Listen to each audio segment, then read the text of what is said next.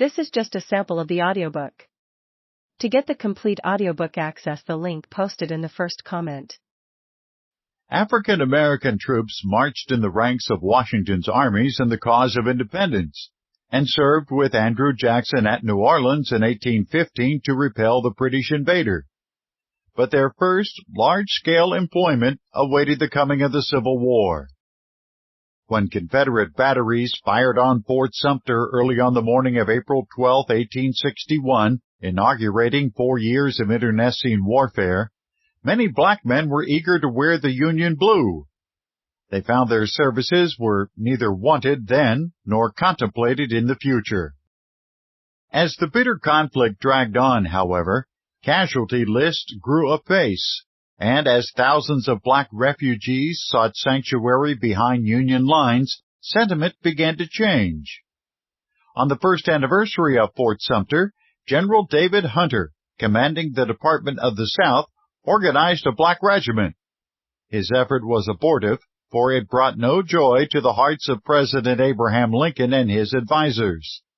The regiment was, according to T.W. Higginson of Massachusetts, turned off without a shilling by order of the War Department. 7 months later, Higginson himself was invited to become colonel of the 1st Regiment of South Carolina Volunteers, the first slave regiment mustered into the service of the United States. Colonel Higginson accepted, although had an invitation reached me to take command of a regiment of Kalmuk Tartars, it could hardly have been more unexpected. This experiment, as well as others, proved successful, and with the Emancipation Proclamation of January 1, 1863, enlistment of African Americans began in earnest. The decision to use black troops was not universally popular and was not motivated by idealism, but rather by the dictates of a grueling war. One historian has summarized the impetus as arising largely out of the dawning realization that since the Confederates were going to kill a great many more Union soldiers before the war was over, a good many white men would escape death if a considerable percentage of those soldiers were colored.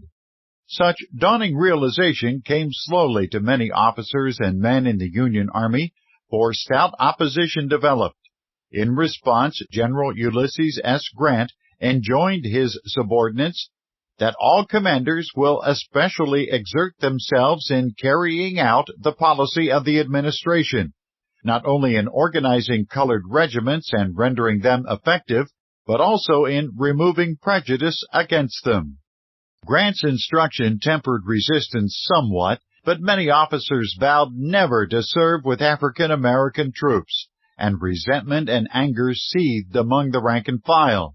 Feeling ran so high in one Ohio division that the men threatened to stack their arms and return home. Adjutant General Lorenzo Thomas, in turn, warned them that any such action would be regarded as treason, and the men involved would be shot. Resistance to the use of African Americans diminished when officers discovered that a commission in a black regiment often meant quick promotion. A number of candidates then came forward to meet the needs of the new organization. Further, as the black man proved his worth as a soldier, general, though reluctant, acceptance became the rule. Nonetheless, discrimination persisted until the end of the war. Most notably, until June 1864, the Union Army paid the black soldier $10 per month for his services, while his white counterpart received $13. Blacks also received less in bonuses. Despite such biased treatment, black soldiers demonstrated their courage and patriotism. African Americans fought at Fort Wagner, South Carolina, and Milliken's Bend, Louisiana, at Baxter Springs, Kansas, and Point Lookout, Virginia, and in the slaughterhouse that was Cold Harbor. Hundreds were massacred at Fort Pillow, Tennessee, and they bled and died on scores of other battlefields. If any lingering question of their merit, spirit, and courage persisted, their charge into the crater before Petersburg on July 30, 1864, should have dispelled it.